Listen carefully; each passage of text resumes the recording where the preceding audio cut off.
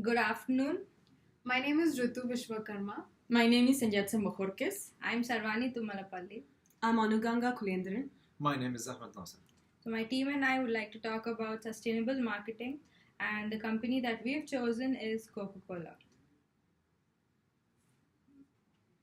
So, to start off, sustainable marketing is a new concept in marketing and business, and it's already proving to be a game changer.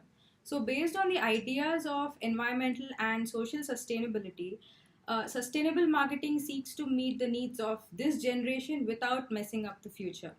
It is a part of a much bigger theme in business that is focused on everything from wind power to eliminating trans fats. So, not all billion-dollar brands are created equal. At least those in the Western world don't often recognize them as such. So, Coca Cola's leap outside the soda industry into the fast growing categories of tea, juice, or sports drinks, and even dairy has built an ever expanding collection of increasingly well known beverages that continue to conglomerate under the umbrella of a company that for a long time was known only for the signature of soft drinks. So the company uses a mix of undifferentiated and mass marketing strategies as well as niche marketing for certain products in order to drive sales in a competitive market. The cola is popular worldwide and is liked by many people of all age groups, while the Diet Coke targets niche segment for people who are more health conscious. So, I'll be speaking about the local and the international marketing strategies of Coca Cola. So, as Sarvani said, Coca Cola is the only product in the world that is universally relevant in every corner of the world.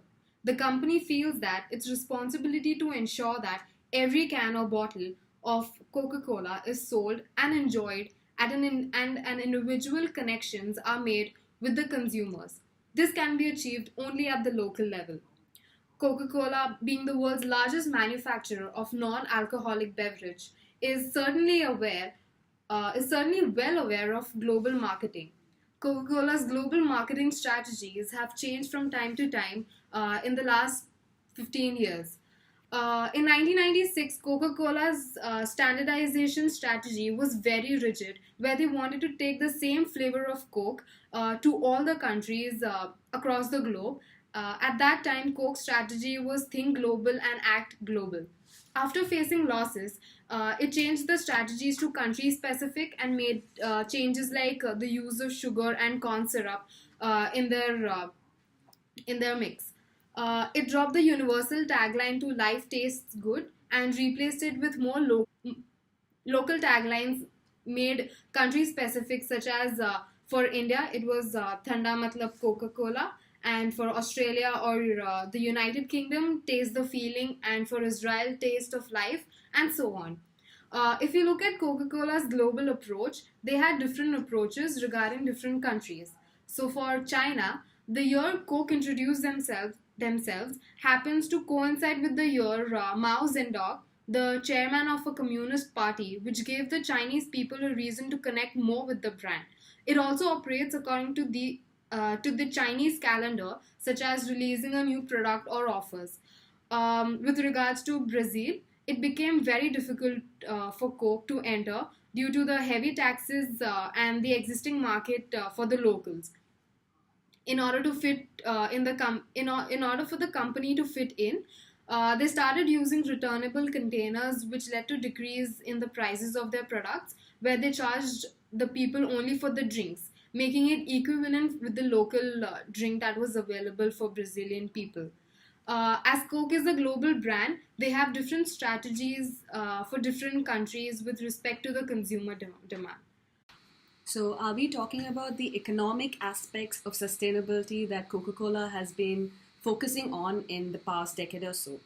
So, truth and transparency are two values that Coca Cola Company has been focused on, and the studies that have been conducted by experts have shown that trust is a major thing that has been lacking in the consumers when it comes to MNCs. But surprisingly, they seem to have a major belief in the companies when it comes to maintaining economic stability, and encouraging sustainable trade policies. So in the year 2012, Coca-Cola happened to use 1% of its annual income on investing in small-scale businesses and budding entrepreneurs. Coca-Cola did a very smart thing by approaching its suppliers first of all when it came to implementing sustainable approaches instead of extending its hand to other MNCs like, let's say, Unilever or PepsiCo. And by doing so, it basically ended up setting an example to all these other companies on how to go about sustainability.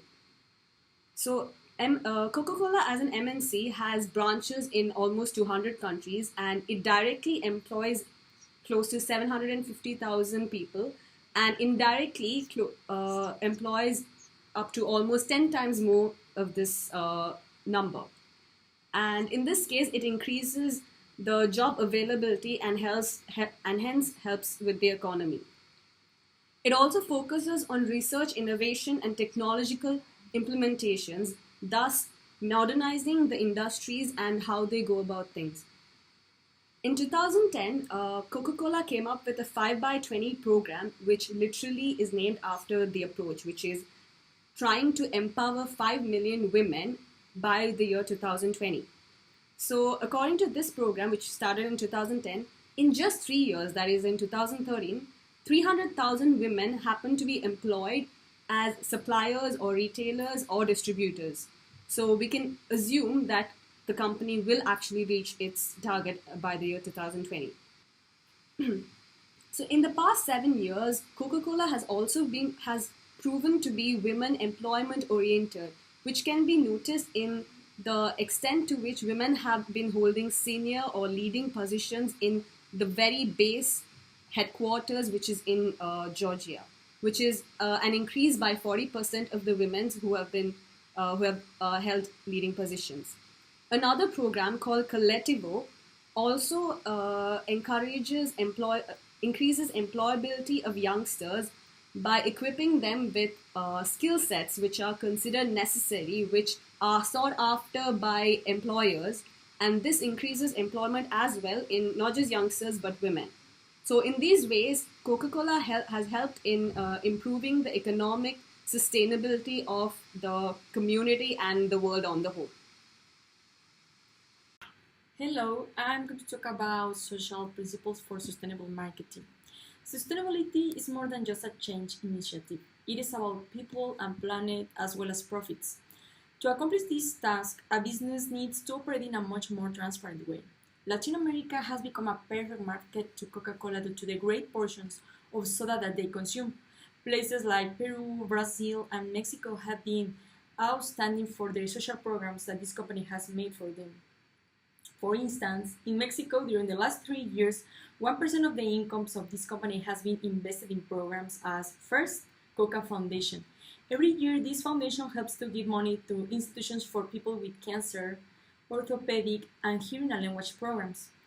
The second point is that they want to contribute to education. That is why they give 35 scholarships and support to 400 orphans and homeless children, giving them scholar supplies. The number 3 is eliminate discrimination. That is why they promote the empowerment of women in jobs. The fourth point is employment.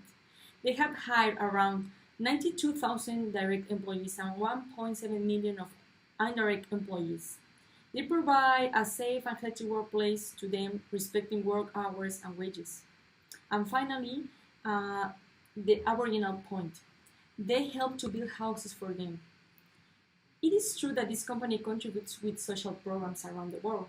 However, Coca-Cola also has negative points. In my opinion, I think what they are doing is not enough. What if instead of just giving 35 scholarships, they could build schools and hospitals in marginal places? Or they can try to do something about the water scarcity. Chiapas is a state of Mexico where Aboriginals are living a negative social impact because of this company. The issue is that Coca-Cola has a bottling plant that consumes over 1 million liters of water per day. People from these communities have been experiencing different problems. The first is that these people grow corn, beans, and squash. Today, Coca-Cola owns the important wells of this place, so farmers are having problems irrigating their plantation, and this is causing a significant loss in their crops and in their jobs. The second point is that they have a special drinks. I mean, Aboriginals have a special drink which is made by fermented corn. This drink is named posol, and it is used in traditional rituals and prayers. Making posol has become quite expensive. Just few people want to buy it because new generations decided to replace their traditional drink to Coca-Cola. Why? Because Coca-Cola is cheaper, and also because farmers can't sustain their crops. When I went to this place and I entered to the main church, I saw everybody praying with a Coke. At that moment, I didn't know what was happening, but then I realized that this company has become a monopoly in this place, so people don't have more options.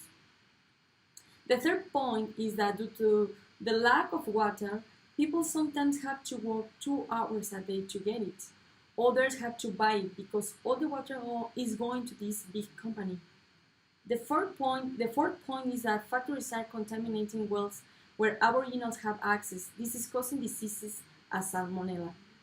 And finally, diabetes increased exponentially in these communities because Coca-Cola has a large amount of sugar.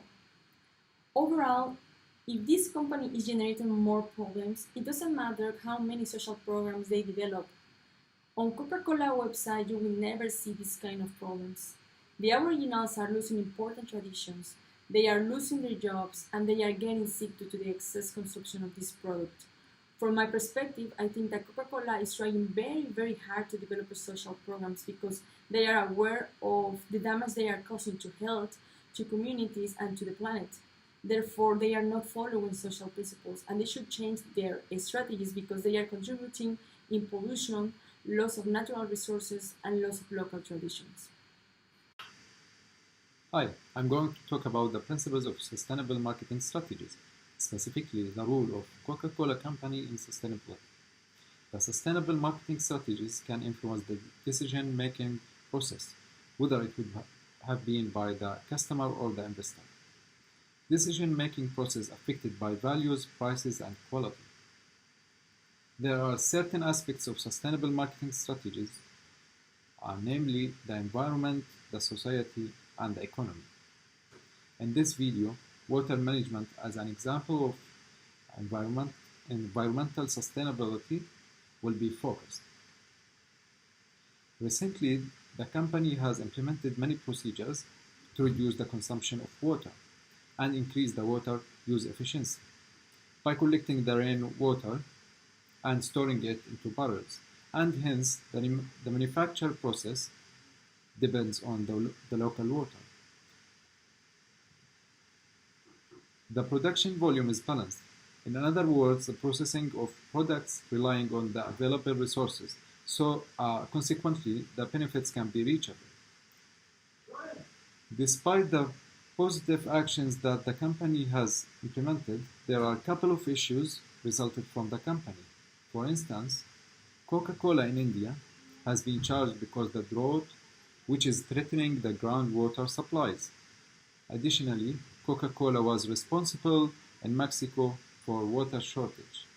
This issue forced the individuals to drink the soft drink instead of water for compensation. Thank you. In conclusion, Coca-Cola Company has approached to the sustainable criteria in economic aspects. However, the Coca-Cola has negative points in social and environmental principles. We believe that the sustainable strategies need to be reconsidered. Thank you.